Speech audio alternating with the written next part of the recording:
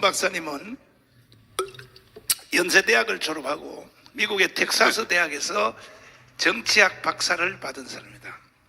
성격이 하도 온유해서 다른 사람들은 다 장관 다 헤쳐먹었는데 이충훈 박사님 너무나 겸손해가지고 아직도 장관도 안 하고 말이야. 이번에 우리가 새로 바꾸면 이충훈 박사님을 장관시켜. 자, 박사님. 네네. 일단은 몇 가지를 한번 토크를 해보려고. 예. 첫째는 뭐냐? 평화통일, 네네. 종전협정은 이것은 곧 나라 망하는 것이고 주한미군을 철수하려고 한다. 네네. 그걸 한번 설명하면 됐어요. 내가 이 무식한 놈이 떠드니까 이분들이 눈빛을 보니까 야, 정강훈 그건 네 생각이지 개새끼야.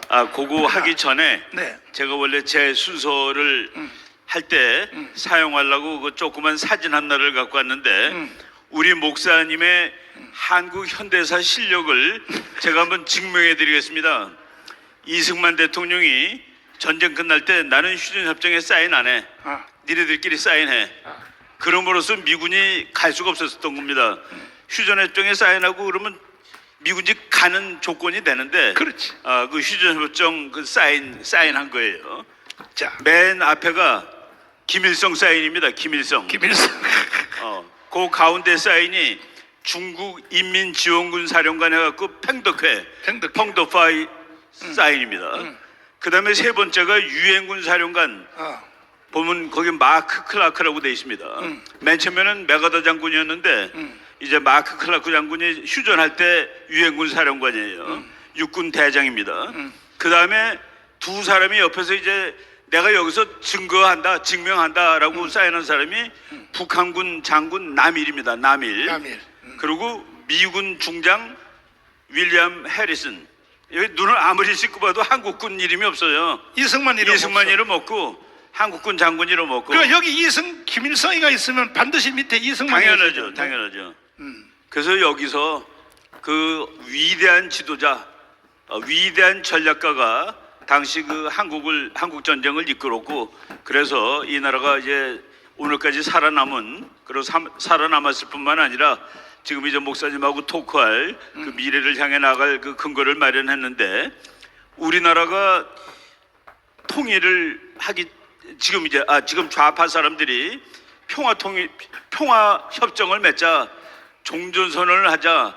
종전선언은 요거를 무효화시키는 겁니다. 이거를 무효화시키는 거예요. 그러니까 이승만 박사가 겨우 살려놓은 그러니까 이 휴전을 무효화시켜 가지고서 전쟁이 끝났으니까 유엔군 사령부 해체돼야 되는 거 아니야? 그렇지. 미군 나가야 되는 거 아니야? 라는 근거를 만들기 위해서 종전선언을 가져가는 겁니다. 그러니까 말로는 멋있어요. 휴전보다는 종전이 좋죠. 당연히. 휴전은 싸우다가 쉬는 건데 종전은 아예 끝내버리는 거니까. 그래서 우리가 지금 속아 넘어가는데 거기에는 그 무시무시한 꼼수가 있다는 얘기입니다. 그런데 이제 종전선언하고 평화선언하고 약간 다른 것이 있는데, 종전선언을 하게 되면은 우리나라에 있는 유엔군 사령부가 해체가 됩니다. 미군이 해체가 되는 건 아니에요. 근데 유엔군 사령부가 해체되면은 그게 뭐가 나쁜데, 지금 만약에 말이죠, 통일이 되면은 북한이라는 지역이 혼란에 빠집니다. 그런데 혼란에 빠지는 지역을 가서 평정하기 제일 좋은 곳이 유엔군입니다. 유엔군이 들어가면 중국도 소련도 누구도 뭐라고 말할 수가 없는 거예요. 그렇지. 근데 그 안전장치 끝내주는 그 도구 하나를 날려버리는 것이 종전선언입니다. 그리고 평화협정은 뭐냐면은 그 미국 사람들이 그래도 전략이 있어가지고 말이죠, 유엔군 사령부 가지고서는 한국을 못 막을지도 모른다 해가지고 한미연합사령부라는 걸 만들어 놨습니다. 한미동맹 한미연합사령부라는 게 있는데, 평화선언을 하게 되면은 그 한미연합사령부가 날아가는 겁니다. 야, 북한이 그래요. 미국, 너 우리랑 평화협정을 맺었는데 왜 미군이 여기 있냐? 왜 한국하고 동맹이 유지가 돼? 우리 서로 싸우지 않기로 약속했잖아. 그래서 미군을 나가라 그러는 겁니다. 자, 이승만 대통령이 우리 다시 한번 박수 한번 합시다. 참.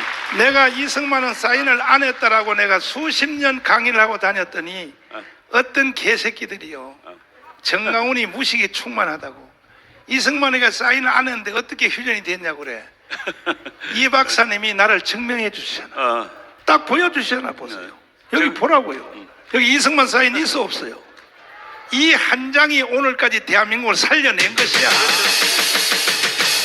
그래서 이제 우리는 200석 만들어서 자유통일을 하면은 이제 경제성장이 어떻게 되느냐 통일하면은 예.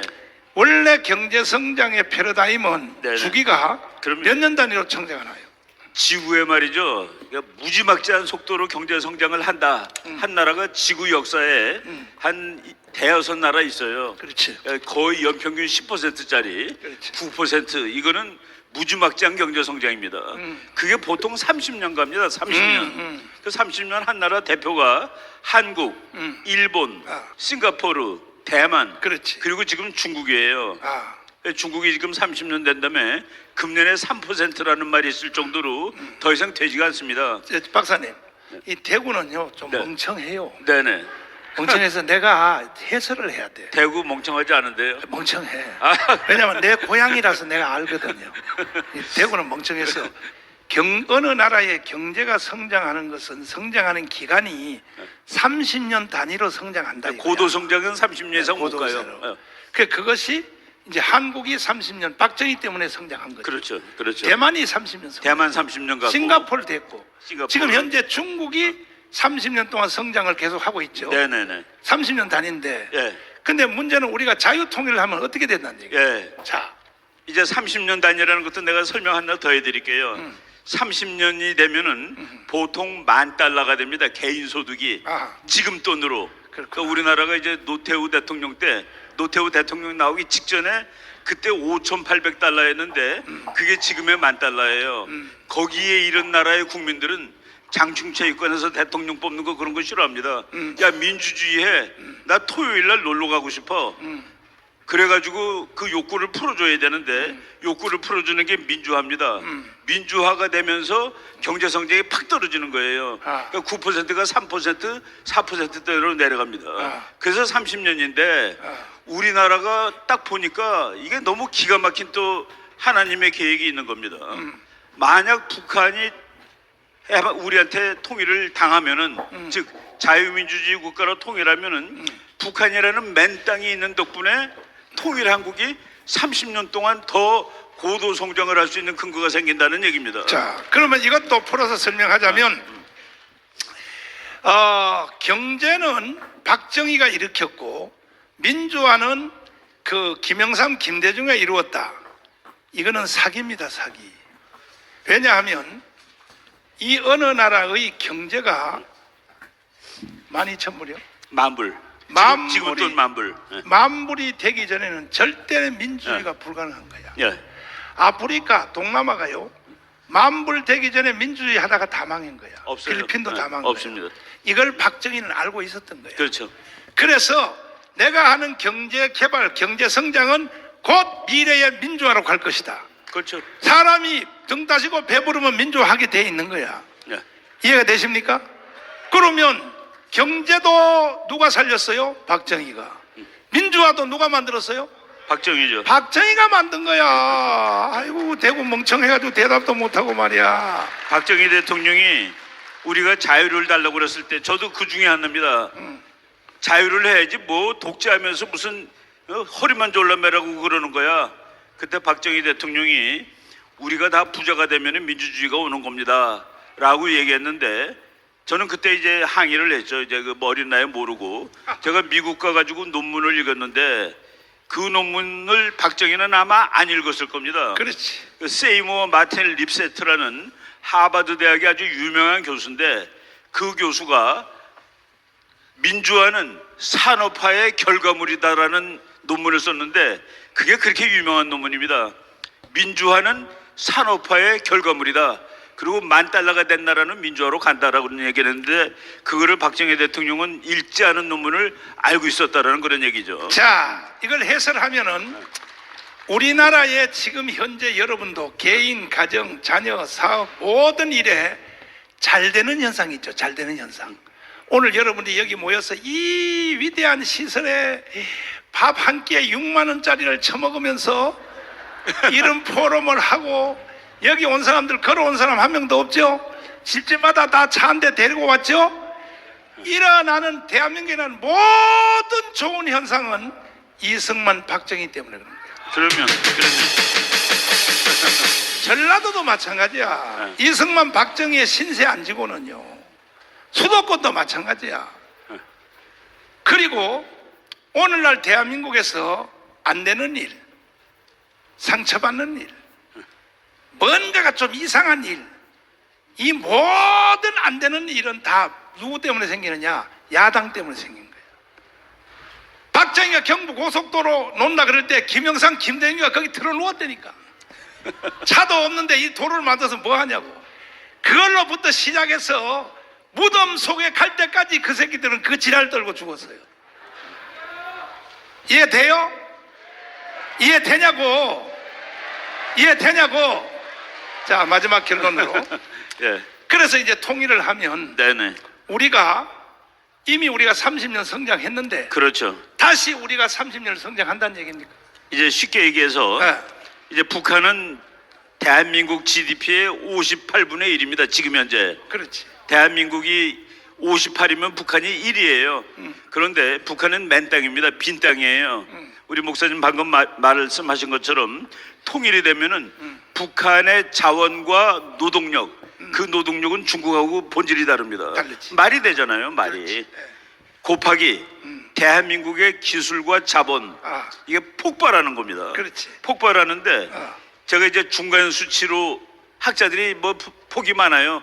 대한민국은 뭐 10%, 북한은 25% 성장할 거다 통일한다면은. 근데 그걸 중간치로 해가지고 제가 계산기로 한번 두드려 봤습니다. 아.